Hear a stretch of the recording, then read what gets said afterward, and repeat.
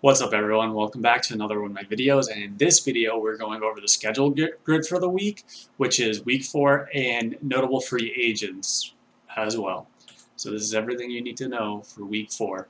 So first up we have is the schedule grid. Now Thursday is the lightest day of the week, we only have 5 games on Thursday. Tuesday, Saturday, and Sunday are kind of like tweener days as each of those days has 7 games in them.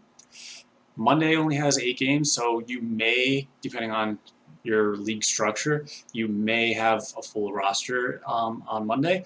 And then Wednesday and Friday both have 10 games apiece, so odds are you're going to be full or very close to full on those days. Teams that play 5 times this week include Philadelphia and Indiana. So we're getting our first look at how the condensed schedule is going to play out with these two teams not only playing 5 times, but they have 2 back-to-backs this week, which is going to be the case. So, yeah, so we're going to get into Philadelphia as well, but I feel like this is just the start of seeing a lot of teams play 5 times in a week. Next up we have is teams that play 4 times this week, and that includes Atlanta, Boston, Charlotte, Cleveland, Dallas, Memphis, New Orleans, New York, Oklahoma City, Orlando, Phoenix, Portland, Sacramento, Utah, and Washington. Now teams that only played 3 times this week include Brooklyn, Chicago, Denver, Detroit, Golden State, Houston, the Clippers, the Lakers, Miami, Milwaukee, San Antonio, and Toronto. So I only brought them up because we actually have a team that only plays twice this week. And all you Karl-Anthony Towns owners out there are going to love this. It's Minnesota. So good news is Karl-Anthony Towns came back a lot earlier than expected. Bad news is you're only going to see him twice this week. And it kind of sucks because I feel your guys' pain in a sense because I have Beasley and I have D'Lo on my team. So it kind of sucks. I'm kind of curious to see how that plays out though. All right, so moving on to back-to-backs. For Monday and Tuesday, we have Cleveland, Indiana, and Philadelphia. For Tuesday to Wednesday, we have Boston, Oklahoma City, the Lakers, Brooklyn, and Utah. For Wednesday to Thursday, we have Charlotte and Portland. Thursday to Friday, we have Golden State. Friday to Saturday, we have Atlanta, Detroit, Memphis, Phoenix, and Orlando. And to wrap it up, we have the back-to-backs for the weekend, Saturday to Sunday. Philadelphia and Indiana, which kind of sucks because they play 5 times this week. So, and those are the only back-to-backs. So, no other team plays a back-to-back for the weekend. So, there's no really good. There's just no good. I don't know what I'm trying to say. There's not going to be a lot of variation for double downing on the weekend, I guess. All right, so moving on. So now we're going to be talking about a little bit about free agents. So in standard leagues, we still have, this is free agents below 55% rostered in ESPN leagues. So it's PJ Washington, Tim Hardaway, which is important because he's just under the threshold. He probably won't be on here again as he's plus 17 in his change in rosters.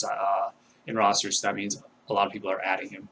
Same thing with Joe Harris. A lot of people are adding him because Kyrie's been out, because KD's been out, and he's up to 20%. Chris Boucher, a lot of people are adding him, and rightfully so. He's bringing the defensive numbers. We have Jordan Clarkson, who's plus 13. He's just going to bring good free throw percentage, threes, and points. It's probably going to hurt you a bit in the field goal percentage, but if you have someone like Trae Young, like I do, you're not going to care much about it. Next up is Elfrid Payton, who's finally looking like he's got his role situated. He's only at 44%, but he's plus 15 in CIR.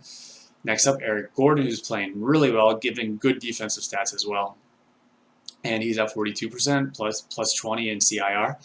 We have Nicholas Batum, who's at 39%. So this is an interesting one because a lot of people are adding him, but we don't know what his role is going to be moving forward. Because once Morris gets in, his conditioning down, Batum may be the odd man out. So just something to know, something to consider if you're going to try and add him or even maybe possibly even trade for him.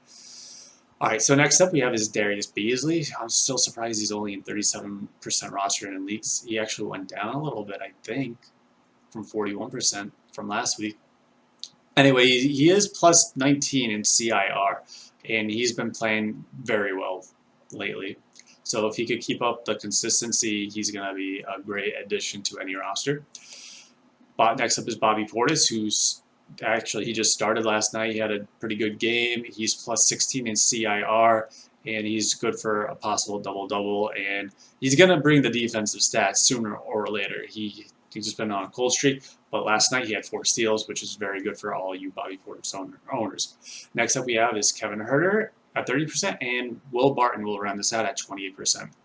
For your deeper leagues, which consist of free agents below 25% rostered in ESPN leagues, include Enes Kanter, Rudy Gay, Cole Anthony, which he's getting added. He's at 21% right now because Markelle Fultz tore his ACL. So someone, at least to monitor, he didn't have a good game last night, but I picked him up. I'm willing to wait on him. I'm willing to be patient on him. If for nothing else, if he hits a hot streak, he may be trade worthy at some point.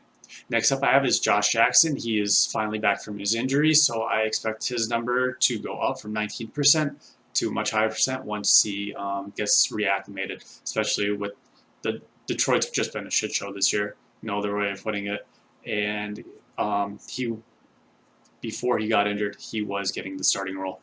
It's probably going to go back to that. He's probably going to get the minutes. He's probably going to do well again. So people are going to want to start adding him as well. Next up we have is Justin Holiday at 15%. He's on the Pacers, and he's been putting up better and better numbers as the season has progressed. Next up is probably one of my favorite pickups so far this year, probably outside of Jared Allen for my team personally, is Royce O'Neal. He's only rostered in 14% of leagues. Now, he's up 12% from last week. He was only 2% last week, and he was on my deeper leagues, on my list for last week. Now he's up to 14%. He's been killing it. I've loved him all week.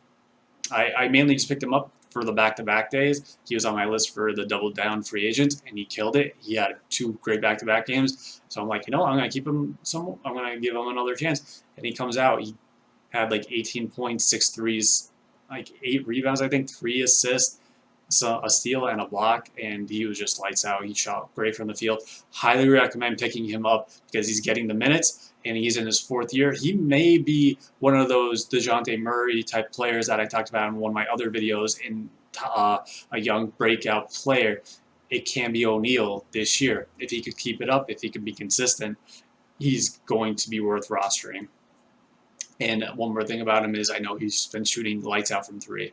He's close to 50%. I mean, I watched a game with him with the Jazz. I forget what game it was, but at that point he was shooting 50% from downtown. Oh, I think it was against Brooklyn, actually. Anyway, moving on.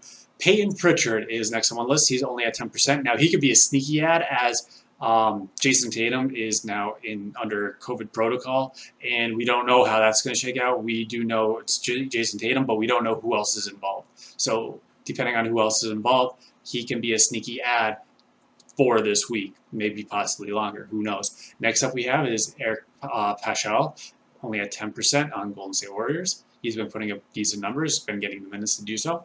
Next up is Josh Hart, who's only at 8%. Now, he's been killing you. If you need rebounds, go get him. He might be a roster-worthy player if he can keep this up. He's been putting up some crazy statistics for a 2-guard. And last up on my list is JaMychal Green at 6% because Michael Porter Jr. is still out with the COVID health protocol. So we don't know what's going on with Michael Porter Jr. So if nothing else, he's a good ad for at least for deeper leagues. All right, so moving on, I decided to call this next part COVID ads, as these players should get added for the week, as a lot of these teams, which include Boston, Philadelphia, and Dallas, have a lot of players, or at least quite a few players, under COVID protocols. So first up on the list is Tyrese Maxey. You got to pick him up, guys. Almost had 40 points in his first ever start. He had 40 minutes, 39 points, 6 assists, 7 rebounds. He's going to be the guy everyone should be picking up this week. He's getting the minutes, and he's going to be the number one option. Next up is Dwight Howard. He's an experienced center. He's going to kill you in free throw percentage, which may shy you away from him, understandably so. But if nothing else, he should be able to put up some good stats like a double-double, good field goal percentage, and maybe a block here, maybe a steal there. Next up we have is Danny Green, who played a really good all-around game in Saturday's game against the Denver Nuggets, mainly because they only played 7 people. And that's why I also have Tony Bradley, who had a strong game, who had a double-double, and Dakota Mathias, who he's a shooter. He's a good shooter, and they're giving him time, and he's producing pretty well. So if you need some points, maybe some threes, look towards Mathias because he should get the minutes this week. For Boston, I only have Peyton Pritchard, who I've already talked about, and Daniel Diaz, as Tristan Thompson is out. And for Dallas, Jeff Teague is still on Boston as well, and he may get minutes. So he didn't play well in this first game in the last game, but I have him on this list because he should get minutes, and he is an experienced player. He may bring good assists and a couple steals. All right, and for Dallas, I have Trey Burke, who lit it up the other night, and James Johnson, who is a great all-around player who can give you all types of different stats game to game. And I also have Washington's Bradley Beal, who's under COVID tracing protocol. And with that, I have Ish Smith, who I wouldn't say is the number one guy if Bradley Beal misses time, but the number one guy is Rui Hachimura, who seems like he's going to get the bulk of Bradley Beal's minutes. Alright guys, just a quick timeout. Please remember to like this video if you found it informative, and make sure you subscribe to my channel, as I'm going to be bringing fantasy basketball content all season long.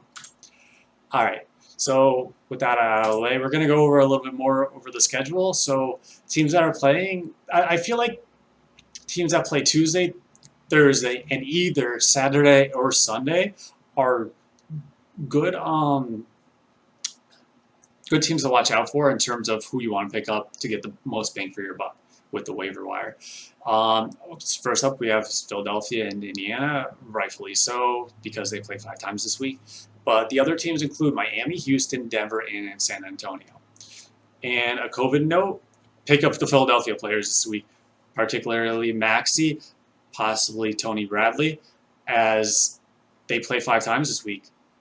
And, they play 5 times, plus they're the starters like Embiid, Simmons, Seth Curry, and others are under COVID protocol. So that just means great potential with any Philadelphia 76er this week. All right, so next up we have are the double down free agents. So Monday to Tuesday we have C.D. Osman and Damian Dotson. They're both on Cleveland. Next up we have is Tuesday to Wednesday, which include Joe Harris, Talon Horton-Tucker, Kyle Kuzma, George Hill, Dort, Diallo, Jordan Clarkson, and my boy Royce O'Neal. Next up we have is Wednesday to Thursday, back-to-backs, and that includes P.J. Washington and Bismack Biyombo for Charlotte. And then for Portland, we have Enes Kanter and Gary Trent Jr.